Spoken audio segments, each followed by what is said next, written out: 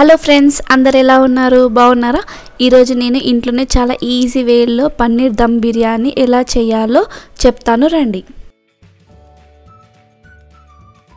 ఇక్కడ నేను 1.5 glass basmati rice తీసుకుంటున్నానండి. నార్మల్ రైస్ కూడా తీసుకోవచ్చు మీరు. ఇక్కడ రైస్ని 2 టైమ్స్ వాష్ చేసేసుకొని మళ్ళీ వాటర్ యాడ్ చేసుకొని ఒక 15 మినిట్స్ పక్కకు పెట్టుకోవాలి. ఎక్కువసేపు నానబెట్టుకోవద్దండి, రైస్ అనేది విరిగిపోతుంది. ఇక్కడ నేను 200 గ్రామ్స్ ఫ్రెష్ పన్నీర్ తీసుకుంటున్నాను. పన్నీర్ని చిన్న చిన్న స్లైసెస్ లాగా కట్ చేసుకొని కారం, ఉప్పు, పసుపు, garam masala, 1 teaspoon oil వేసేసుకొని కలిపేసుకోవాలి. ఇందులో చూపించినట్టుగా పన్నీర్ పీసెస్కి ఇలా మసాలా అంతా బాగా పట్టాలి. బిర్యానీలో పన్నీర్ ఫ్లేవర్ తెలుస్తుందండి మనకి. స్టవ్ పైన ప్యాన్ పెట్టేసుకొని ఇందులో ఆయిల్ వేసేసుకొని పన్నీర్ స్లైసెస్ని ఇందులో వేసుకుంటూ 2 మినిట్స్ దాకా ఫ్రై చేసుకోవాలి. ఎక్కువసేపు ఫ్రై చేసుకోకూడదండి. పన్నీర్ జస్ట్ కొంచెం అలా ఫ్రై చేసుకుంటే చాలు. ఇలా ఉండాలండి.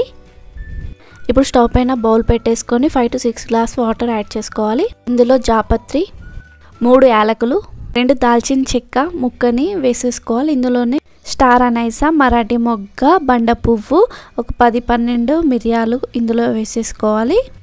2 బిర్యానీ ఆకులు, 1 టీ స్పూన్ సాజీరా వేసేసుకోవాలి. ఇందులోనే నిమ్మకాయ ముక్కను వేసుకుంటున్నాను. ఇక్కడ నేను సన్నగా తరిమి పెట్టేసుకున్న కొత్తిమీరను, పుదీనాను వేసేసుకుంటున్నాను. రుచికి సరిపడా ఉప్పు వేసేసుకొని 1 టీ స్పూన్ ఆయిల్ వేసేసుకోవాలి.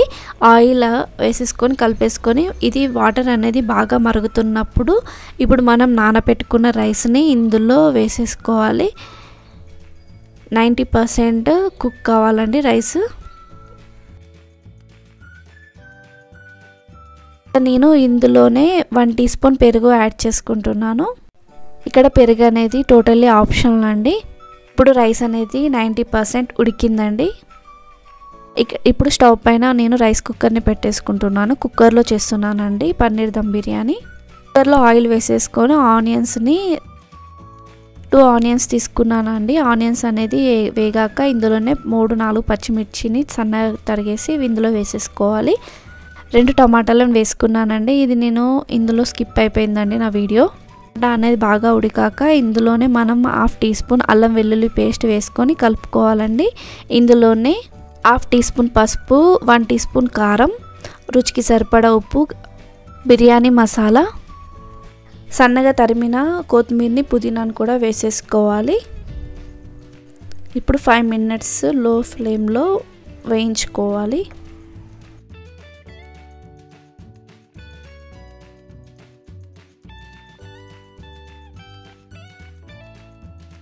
పెరుగుని నేను 4 టీ స్పూన్లు తీసుకొని ఇలా కలిపేసుకున్నాక ఒక 5 మినిట్స్ మీడియం ఫ్లేమ్లో కుక్ చేసుకోవాలి. ఇలా కుక్ అయ్యాక ఇందులో మనము పన్నీర్ వేయించుకున్న పన్నీర్ని ఇందులో ఒక్కొక్కటి వేసుకుంటూ